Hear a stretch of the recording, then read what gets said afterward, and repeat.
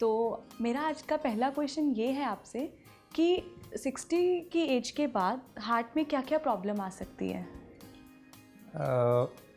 Commonest problem ये है कि जो बोलते हैं हार्ट की नली जो हार्ट को ब्लड पहुंचाती है वो धीरे धीरे कई सालों से ब्लॉक होते जाती है, जिसको हम बोलते हैं एथेरोस्क्लेरोसिस या ब्लॉकेजेस, जो कॉमन लोग बोलते हैं कि कोलेस्ट्रॉल के डिपॉजिट होते हैं।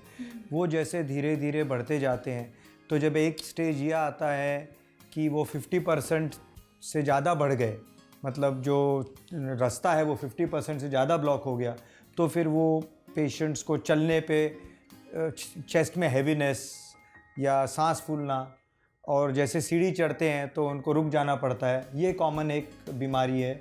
दूसरी ये है कि हार्ट के रिदम, जो पल्स रेट होते हैं, वो कम भी हो सकते हैं, ज़्यादा भी हो सकते हैं। ये हार्ट रिदम को की डिजीज़, ये दूसरी कॉमन बीमारी है जो उम्र से हार्ट में आती है।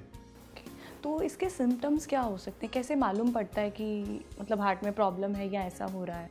जो पहला मैंने बताया, जो ब्लॉकेज के सिम्टम ये है कि सबसे पहले तो जो एक्टिविटी करते हैं, कुछ एफर्ट करते हैं, जैसे सीढ़ियाँ चढ़ते हैं तो उनको छाती में भारी लगना, जैसे कोई वज़न रख दिया है छाती पे, या चोक हो रहा है, और फिर उसके साथ हाथ में कुछ झंझनाहट, थोड़ा सांस फूलना, फिर रुक जाते हैं तो थोड़ी देर में ठीक हो जाए। वो 10-15 मिनट तक ये डिस्कम्फर्ट रहता है। ये ब्लॉकेज के कॉमन सिम्टम है।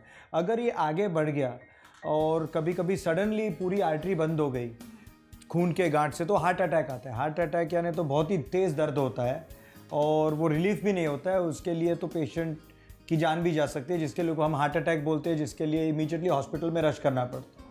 समझना ये इम्पॉर्टेंट है कि हार्ट अटैक हमेशा वार्निंग नहीं देता। जो मैंने कहा, जो चलने पे दर्द होता है उसको हम बोलते हैं एंजाइना, और उसका मोर सीवियर फॉर्म है हार्ट अटैक। लेकिन ऐसा नहीं है कि सब लोगों को पहले एंजाइना होगा थोड़े महीने और उसके बाद हार्ट अटैक होगा।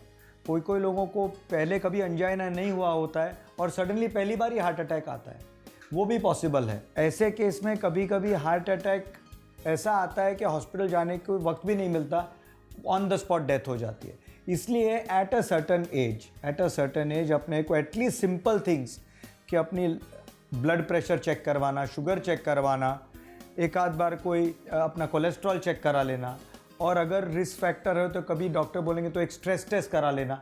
एटलीस्ट ये बेसिक टेस्ट करना चाहिए। और जिनको फैमिली हिस्ट्री है, जिनको फैमिली में और किनको हार्ट अटैक आ गया है, उनको ज़रा और सावधानी रखनी चाहिए, क्योंकि जैसे मैंने बताया कभी कभी हार्ट अटैक विदाउट वार्निंग आता है।